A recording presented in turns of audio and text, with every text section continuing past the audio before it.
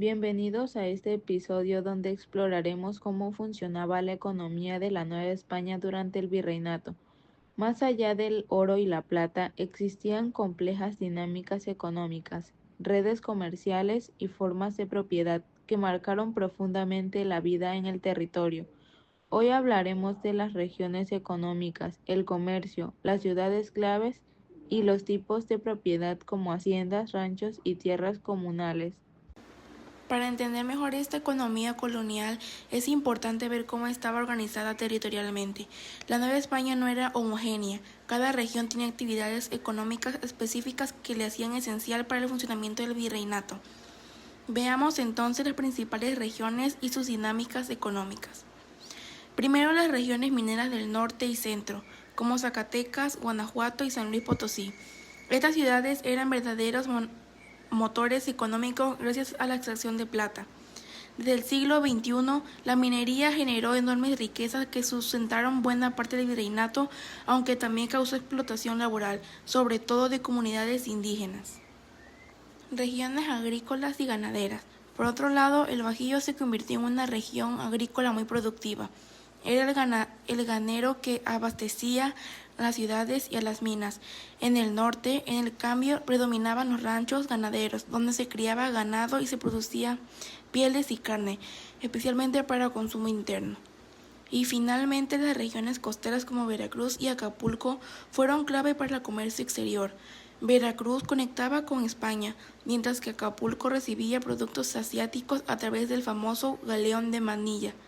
Estas zonas eran estratégicas para importar y exportar bienes entre América, Europa y Asia.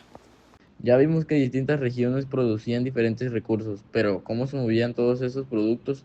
¿Cómo se conectaban las zonas mineras, agrícolas y portuarias? Aquí es donde entran las redes comerciales y las ciudades como centros clave en la economía virreinal. Ciudades como centros económicos. En el centro de todo estaba la Ciudad de México, capital del virreinato y punto de convergencia comercial. Aquí llegaban productos de todo el territorio y desde allí se distribuían, pero no era la única. Otras ciudades como Puebla y Guadalajara también se convirtieron en polos económicos gracias a su producción de textiles, alimentos, artesanías. Las ciudades mineras como Zacatecas, Guanajuato, además de extraer plata, eran centros donde se negociaban mercancías y servicios. Todo eso se sostenía gracias a una red de caminos, arrieros y ferias. Había rutas bien establecidas por donde viajaban los productos, transportados por mulas y caravanas. Por ejemplo, la Feria de Jalapa reunía comerciantes de su interior con productos europeos, y la Feria de Acapulco concentraba mercancías del comercio con Asia. Hablando de comercio exterior, es importante recordar que España controlaba todo. Solo se podía comerciar a través de rutas y puertos autorizados. Desde Veracruz salían metales preciosos rumbo a Europa y desde Acapulco llegaban sedas, especias y porcelanas del Oriente. Todo estaba regulado por instituciones como la Casa de Contratación en Sevilla. En resumen, la economía no solo se movía por lo que se producía, sino por cómo se conectaban las ciudades, las rutas y los mercados.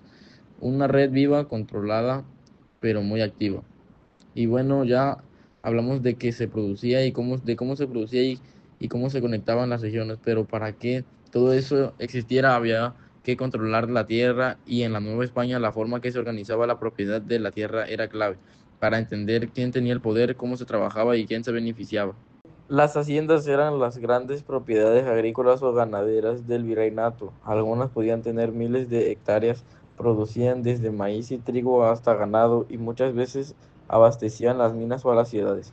Eran propiedades de las familias españolas o criollas y funcionaban con trabajadores indígenas o mestizos que muchas veces vivían endeudados en un sistema conocido como peonaje.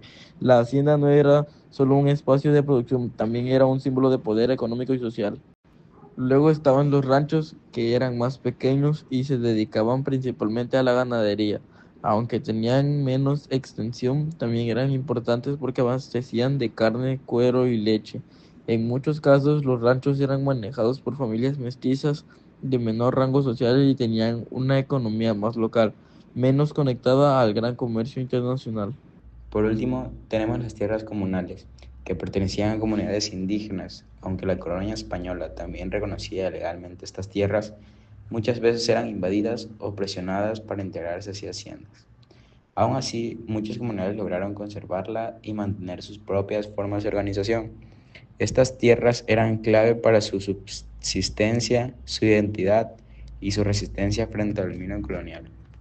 Así que, al observar la tierra, vemos las bases materiales de toda la economía novohispana, quién produce, quién se beneficia y mueve las estructuras de su poder y cómo se sostienen durante siglos.